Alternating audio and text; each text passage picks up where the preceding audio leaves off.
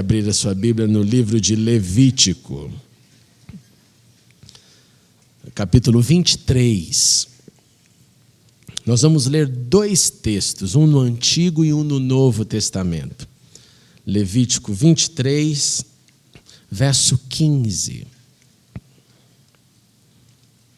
Diz assim o texto: a partir do dia seguinte ao sábado, o dia em que vocês trarão o feixe da oferta ritualmente movida, contem 7 semanas completas. Contem 50 dias, até um dia depois do 7º sábado. E então, apresentem uma oferta de cereal novo ao Senhor. Agora vai para o livro de Atos, Novo Testamento, no capítulo 1, no verso 1.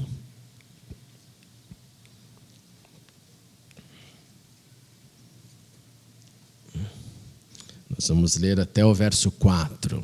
Atos 1, verso 1 diz assim: em meu livro anterior, Teófilo, escrevi a respeito de tudo o que Jesus começou a fazer e a ensinar, até o dia em que foi elevado aos céus, depois de ter dado instruções por meio do Espírito Santo aos apóstolos que havia escolhido.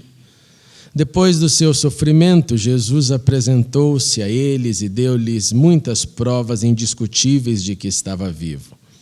Apareceu-lhes por um período de 40 dias, falando-lhes acerca do reino de Deus. Certa ocasião, enquanto comia com eles, deu-lhes esta ordem: não saiam de Jerusalém, mas esperem. Esperem pela promessa do meu Pai, da qual lhes falei. Oremos uma vez mais. Obrigado, Senhor, por esta manhã. Obrigado por estarmos aqui em liberdade para te louvar. Continue com as nossas crianças, abençoe os professores que lá ministram a palavra da verdade, que todas as crianças sejam cheias da tua porção, das boas novas que salvam, e que os professores sejam vasos nas tuas mãos. Continue também conosco e abre agora o nosso entendimento para ouvir, aprender e viver a tua palavra. Assim oramos, em nome de Jesus. Amém e amém. Podemos assentar. Continuando a nossa série nessa estação de Pentecostes, nesta manhã nós refletiremos primeiramente sobre as raízes, conceitos principais desta festa que temos estudado, desta festa conhecida no hebraico como Shavuot, festa das semanas ou festa da colheita, festa que posteriormente ficou chamada e foi chamada de Pentecostes, que significa a festa do 50º dia. E eu quero te convidar hoje para descer um degrau mais profundo no que diz respeito à interpretação da Bíblia. E nós vamos então entender o Antigo e o Novo, por isso que lemos esses dois textos, para fazer uma maior base nesta série que estamos passando, nesta estação de Pentecostes. Por que isso é necessário? Porque a interpretação da Bíblia, ela se torna muito mais equilibrada quando eu me esforço para entender o texto do passado para o presente. Quando a leitura e a interpretação é feita do presente para o passado, eu perco uma série de eventos, uma série de conceitos e fico, geralmente, na superficialidade daquilo que li. Então, como regra geral, eu e você precisamos partir do que aconteceu primeiro, indo depois para os outros eventos, para os eventos posteriores. E como que eu uso, então, esta metodologia? Primeiramente, eu pergunto, então, para um texto que acabei de ler, se aquele texto me informa sobre algo que já aconteceu no passado. E se ao responder essa pergunta, se a resposta for positiva, eu preciso localizar na Bíblia onde estava talvez a primeira aparição daquele evento. As primeiras informações sobre aquele fato que li. E depois eu prossigo do primeiro para o segundo, do segundo para o terceiro e assim por diante. E aí eu tenho uma cena, eu tenho, só no inglês para dizer essa frase, eu tenho um full picture, eu tenho uma cena total daquilo que o texto quer me informar, da mensagem implícita nos diversos contextos. E aí eu ligo um contexto com outro, um trecho com outro, o do passado no presente, o do antigo para o novo. Aí eu percebo ainda mais o tamanho da sabedoria de Deus. E esse exercício, apesar de não realizado com muita frequência, irmãos e irmãs, é uma necessidade enorme que vivemos. Porque nós temos visto isso todos os dias, apropriações de textos que são usados como pretextos, fora do contexto, para provar algo que a Bíblia não disse.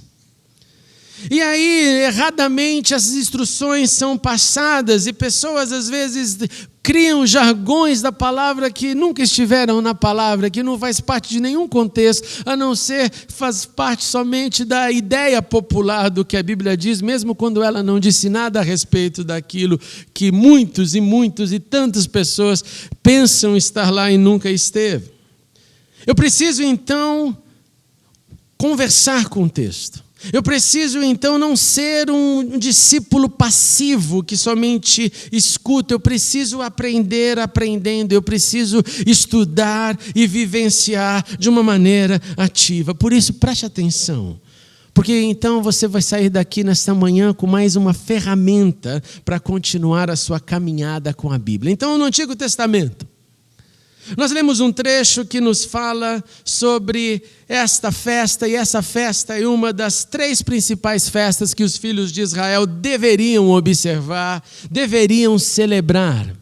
Em Êxodo nós lemos 3 vezes por ano vocês celebrarão festa. 3 vezes por ano todos os homens devem comparecer diante do soberano. Shavuot apareceu então essa festa das semanas, Pentecostes, primeiramente em Êxodo, no livro dos nomes. E era claro a chamada de atenção: celebrem a festa das colheitas, dos primeiros frutos do seu trabalho de semeadura. Se você sair de Êxodo, vai para o Levítico, é esse trecho que nós lemos, dando exatamente a métrica, como, quando, por quanto tempo. 7 semanas. 7 vezes 7, que dão 49, e o 50º é o grande dia, dando a bula. Nós vemos em Deuteronômio de novo a aparição do mesmo conceito no capítulo 16, e mais detalhes: contem 7 semanas, celebrem a festa das semanas, alegrem-se perante o Senhor, o seu Deus, lembrem-se que foram escravos no Egito. E quando eu pego todas as informações do Antigo Testamento, eu consigo então definir quais eram os principais propósitos desta festa e estação. O primeiro, então, era celebrar a colheita, celebrar o que começou a brotar da terra, aquilo que eu tenho como resultado do meu trabalho, os primeiros frutos. Depois, como elemento principal, a demonstração de alegria pela provisão divina. Perceba, são os primeiros frutos. Não é a grande colheita, mas é algo que eu já tenho para colocar a mão e dizer: começou a render. E nisso, então, a indicação da Bíblia era que isso fosse feito com demonstração de alegria.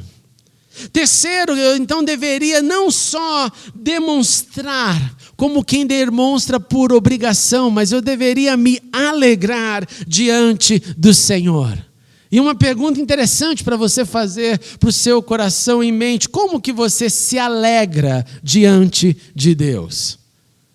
Como você demonstra alegria diante de Deus? Será que simplesmente eu digo para Deus: Senhor, estou alegre, e aí acabou? Como que eu me alegro? O que é a minha alegria? O que a alegria gera em mim? E o que Deus vê em mim como reflexo da alegria para constatar: o meu filho está se alegrando em minha presença? Perguntas para você pensar. E ainda tinha uma outra prerrogativa que tinha a ver com o passado, que é lembre-se da sua situação anterior. E a sua situação anterior era de escravidão. Você já não é mais escravo, mas lembre-se dela. Lembre-se do que passou, lembre-se dos dramas da vida. Esses eram os requisitos principais. Agora vem a segunda parte. Como exatamente eu celebro isso? E aí, na prática, primeiramente, o povo deveria comparecer diante de Deus, e já que tiveram os primeiros frutos, eles deveriam comparecer diante de Deus com uma oferta de gratidão diante da provisão que acabaram de colher. Pois oferta a Deus quem recebeu algo de Deus. Oferta a Deus para devolver uma parte do que Ele proveu desde os primeiros frutos. Eles observavam então e ofertavam como uma forma de celebração da consciência. Consciência de que tudo é dele. Tudo é dele, porém, ele te permite devolver uma pequena parte diante de tudo o que ele nos dá com o passar dos anos. Eu lembro quando eu era criança e perguntei para minha mãe pela primeira vez: mãe, que história é essa que o pastor fala de dízimo? Minha mãe: filho, dízimo é a 10ª parte. Eu não entendi, mãe. Se você tem 10, eu não lembro qual era a moeda da época, se você tem 10, filho, 1 não é teu. E eu lembro como se fosse hoje eu dizendo para minha mãe: mas só isso, mãe? Mãe, se eu quiser dar mais, você dá o que você quiser, meu filho, mas dízimo é isso. E eu lembro aquele sentimento de criança, constatando na minha mente: mas isso é muito pouco, mãe. Eu não preciso dizer para você como nós adultos tratamos isso hoje. Eu não preciso dizer sobre as contas que fazemos. Mas naquele momento, naquele entendimento de então eu celebro a Deus porque Deus me deu, porque Deus me proveu, eu deveria estar diante dele com algo. Era uma forma de celebrar consciência de que Deus é dono de tudo. E Deus não dá só hoje, não só naquela colheita, mas nas muitas colheitas da vida. Já tentou contabilizar tudo o que Deus te deu? Você já tentou escrever em um caderno tudo o que Deus já colocou em suas mãos? Tudo o que Deus tem te dado com o passar dos anos? Segundo, eles deveriam celebrar contando os dias. Contando os demais dias a partir da provisão inicial. Senhor, o Senhor proveu os primeiros frutos, está aqui a sua parte, mas eu vou continuar contando na expectativa de que mais frutos virão, mais colheitas virão. Eu irei contar. Por quê? Porque nós contamos os dias de expectativas. Nós contamos as expectativas boas e nós contamos as expectativas ruins. Nós contamos os dias diante do que esperamos. Quando eu espero algo, eu conto. Nós contamos os dias quando um evento cativou a minha atenção, seja pelo prazer ou pela dor. Se a minha mente foi cativada, eu começo a contar os dias. No Shavuot, Pentecostes, a contagem, ouça isso, celebrava a fé, celebrava a esperança de que o Deus que deu os primeiros frutos daria e dará os restantes. Ele irá manifestar mais da sua graça. Ele irá dar mais sol, mais chuva, mais saúde, mais força e também mais energia, porque para colher eu também preciso de energia. Por isso o povo de Israel foi ensinado a contar, para que assim, anualmente, por esses 50 dias, fosse gerado em cada indivíduo um tempo para contemplar o que Deus fez. Anualmente, repito. Contemplar através da contagem, da guarda do dia, na certeza de que Deus vai renovar as suas misericórdias, que Deus vai abrir as janelas dos céus, que Deus iria abençoar seu povo. Diante então dessa repetição anual, irmãos e irmãs, não é difícil imaginar que muita gente rapidamente se cansaria deste evento. Eu vou contar de novo os dias, vou contar, mas no ano passado eu já fiz. O ano passado eu já agradeci a Deus ao que Ele me deu. E aí, se você ainda tiver a pergunta em mente, contar como? Literalmente na mais singela forma. Hoje é dia 1, amanhã é dia 2, depois de amanhã é dia 3. Sabe, X na folhinha. Essa era a contagem, nada mais do que isso. E por que então alguns se cansam de contar? Porque no comportamento humano nós temos várias disfunções e uma delas é a inabilidade de celebrar o que tenho. Nós temos habilidade para celebrar o desejo daquilo que eu não possuo. Mas eu tenho a inabilidade de celebrar aquilo que eu já recebi. Aquilo que eu já recebi cai rapidamente na gaveta do esquecimento. E aquilo que eu não recebi e que desejo, eu celebro a vontade, a ânsia, o desejo de conquistar aquilo. Quem também tem inabilidade de celebrar é a pergunta que faço. Talvez aquele que se cansou de contar os dias no passado. Nada aconteceu, eu desisti. Eu contava quando eu esperava. E agora já não conto mais, porque foram tantos eventos que eu não quero mais contar os dias. Eu não acredito que contar os dias vai fazer bem para as minhas emoções. É melhor entregar na mão de Deus, então eu não tenho expectativa, eu não tenho celebração, eu não tenho fé. Eu não quero perceber os dias, os momentos, as estações que acontecem ali desde a primeira colheita, porque na verdade, olha, esse negócio é para Deus, já que Ele rege o cosmos, eu não estou muito interessado nisso, já que é Ele que sustenta, eu transfiro de volta para Ele e digo, Senhor, eu não estou contando mais nada, esse negócio é contigo. Entretanto, para Israel, isso não era um opcional. Para Israel, o povo deveria contar. O povo deveria nutrir a gratidão, porque gratidão é nutrida. O povo deveria manter as expectativas de fé, mas virá dos céus. Mas havia um outro conceito. E esse conceito foi inserido por Jesus e não por Moisés. Esse conceito foi aquele que pediu aos discípulos que eles deveriam fazer a continuidade da contagem com outro comportamento. Pois quem conta o dia de hoje espera pelo dia de amanhã para que possa contar o dia de amanhã. Então eu conto o dia 1, eu conto o dia 2, eu conto o dia 3 e quero continuar contando. Em outras palavras, eu espero até o final do 50º dia. Eu vou contando e contando na espera de que atingirei aquele momento. E por que faço isso? Faço isso porque quem vive espera, mesmo quando não parece esperar. Quem vive espera mesmo quando não sabe que espera. Quem vive espera o que quer, e quem vive espera também o que não quer, e o que diz não estar esperando. E diante disso, nem todos vivem esperando, mas talvez só vivam vivendo. Nem todos vivem esperando, como nos diz a poesia, os tal dos dias melhores, os dias de paz, os dias a mais. Nem todos vivem esperando dias para se aprimorar, dia para viver eternidade. Nem todos vivem esperando o que um dia acontecerá. Por quê?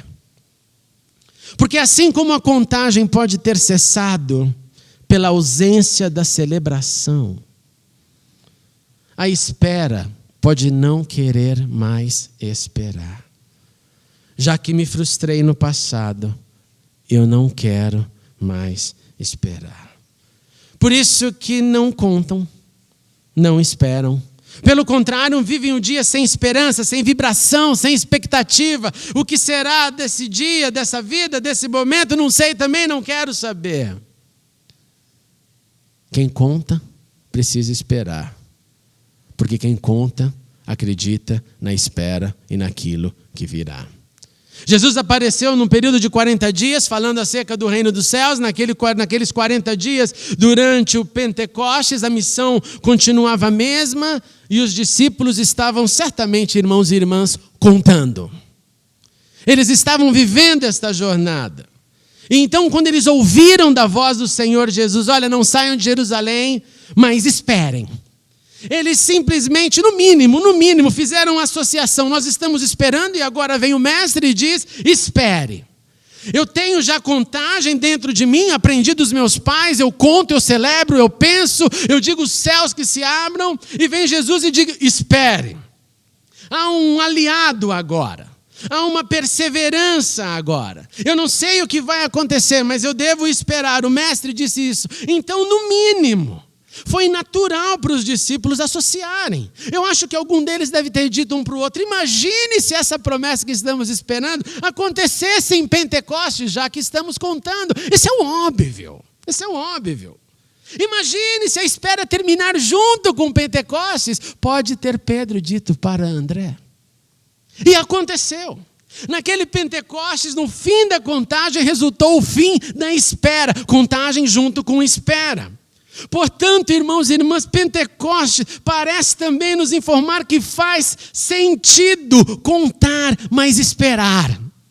Celebremos o que já está em nossas mãos, mas espere por mais, pela promessa, pelo novo.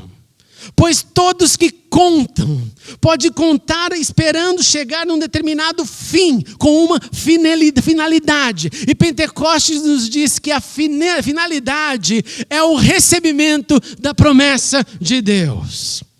E eu tenho certeza que nós todos já contamos, continuamos a contar, a não ser que você está frustrado nesta manhã. Eu tenho certeza que todos nós esperamos e continuaremos a esperar por aquilo que desejamos receber. E eu te dou 30 segundos para falar com quem está do seu lado pelo que você está esperando nesta manhã. Vamos lá, rapidinho. O que você espera? 30 segundos. Esperas longas, atuais, antigas, pelo que você espera? Compartilhe, tire. Se não está esperando por nada, fala: não espero nada. É normal, abre o seu coração.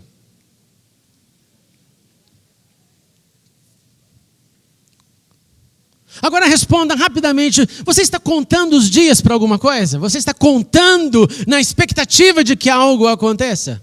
Rápido, rápido. Perguntar isso por dia para um irmão não muito avisado, ele disse: ô pastor, eu estou esperando o resultado da Mega Sena, Deus vai me abençoar. Conversa para ali na hora, né? Eu tenho contado muitos dias em minha vida. Eu tenho esperado por muitas promessas.